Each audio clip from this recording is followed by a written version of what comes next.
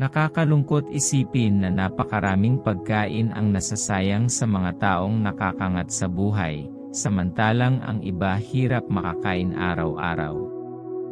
Mababasa natin sa Juan 6 versikulo 12. Nang mabusog na silang lahat ay sinabi ni Jesus sa kanyang mga alagad, "Tipunin niyo ang mga piraso ng tinapay na natira upang huwag masayang." Matapos pakainin ni Jesus ang isang malaking grupo ng mga tao gamit ang kakaunting tinapay at isda, sinabi niya sa kanyang mga alagad na tipunin ang mga natirang piraso upang huwag masayang. Ang kahulugan ng talatang ito ay nagpapakita ng kahalagahan ng pagiging maingat at mapagpahalaga sa mga biyayang natanggap. Ipinapakita rin ito ang prinsipyo ng pagiging mabuting katiwala sa mga bagay na ipinagkaloob sa atin ng Diyos. Sa kabuuan, ang mensahe ay nagtuturo ng pag-iwas sa pag-aaksaya at pagkakaroon ng responsibilidad sa paggamit ng mga resources na mayroon tayo. Matuto tayong pahalagahan ang lahat ng bigay ng Diyos sa atin, dahil lahat ng mga ginagawa natin may katumbas na gantimpala. Galatians 6 versikulo 7-8. Huwag kayong padaya, ang Diyos ay hindi napabibiro, sapagkat ang lahat ng ihasik ng tao, ay siya namang aanihin niya. Sapagkat ang naghahasik ng sa kanyang sariling laman, ay sa laman mag-aani ng kasiraan, datapwat ang naghahasik ng sa Espiritu ay sa Espiritu mag-aani ng buhay na walang hanggan. Ipinapaalala dito ang prinsipyo na ang bawat tao ay aanihin kung ano ang kanyang itinanim. Huwag magpalinlang, sapagkat ang Diyos ay hindi maaaring lokohin. Ang nagtatanim ng para sa kanyang makalaman na pagnanasa, ay aanihin ang pagkawasak. Samantalang ang nagtatanim ng para sa Espiritu ay aanihin ang buhay na walang hanggan. Ang buod ng talatang ito ay nagpapakita na ang ating mga aksyon ay may katumbas na resulta. Kung tayo'y namumuhay ayon sa ating sariling makasariling kagustuhan, tayo'y haharap sa negatibong bunga.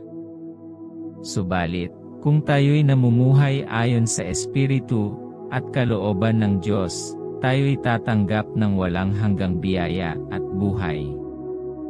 Hosea 2 versikulo 12-13. At ngayoy ililitaw ko ang kanyang kahubaran sa paningin ng mga manginibig niya, at walang magliligtas sa kanya sa aking kamay. Akin din namang papananumbalikin ang kanyang kasayahan, ang kanyang mga kapistahan, ang kanyang mga bagong buwan, at ang kanyang mga sabat, at lahat ng kanyang takdang kapulungan. At aking wawasakin ang kanyang mga puno ng ubas, at ang kanyang puno ng igos, na sinasabi niya, ito'y aking kaupahan na ibinigay sa akin ng aking mga manginibig, at aking gagawing gubat, at kakanin ng mga hayop sa parang. Malinaw na ipinapakita na ang mga biyaya tulad ng mga puno ng ubas at igos na dating ibinigay bilang pagpapala, ay aalisin at wawasakin ng Diyos bilang parusa sa hindi pagpapahalaga. Ipinapakita nito ang kahalagahan ng pagiging tapat at mapagpasalamat sa mga biyayang ipinagkaloob ng Diyos. Ang pagbibigay halaga sa mga bagay na natatanggap natin maliit man yan o malaki ay nagpapakita ito ng pagtingin o respeto. Dito malalaman ng Diyos kung gaano mo binibigyan pansin ang Panginoon sa lahat ng mga ginagawang tulong niya sa iyo. Ang pagbibigay halaga sa mga bagay na meron ka ay pagpapahalaga rin sa Diyo, ang ating pagsunod sa kanyang mga utos, at pagpapakita ng pagmamahal sa pamamagitan ng ating mga salita at gawa. Sa paggawa nito, ipinapakita natin na siya ang pinakamahalaga sa ating buhay. Narito ang isang panalangin na makakatulong sa iyo araw-araw. Mahal naming Diyos, kami po'y lumalapit sa inyo ngayon, na may pusong mapagpakumbaba at puspos ng pag-asa. Kayo po ang aming lumikha, ang aming tagapagbigay ng lahat ng bagay, at sa inyo kami nagpapasalamat sa bawat biyaya na aming natatanggap. Panginoon, salamat po sa biyaya ng buhay. Ang bawat araw na kami ay nagigising ay isang tanda ng inyong dakilang pagmamahal. Salamat po sa lakas at kalusugan na inyong ipinagkakaloob sa amin, upang kami makapagpatuloy sa aming mga gawain at tungkulin. Panginoon, turuan po ninyo kami na laging magkaroon ng ugaling may pagpapahalaga sa lahat ng bagay, maliit man o malaki. Tulungan po ninyo kaming makita ang inyong kamay sa bawat aspeto ng aming buhay, at naway magkaroon kami ng pusong puno ng pasasalamat at pagmamahal. O Diyos, bigyan po ninyo kami ng karunungan upang laging maunawaan ang halaga ng mga biyayang aming natatanggap.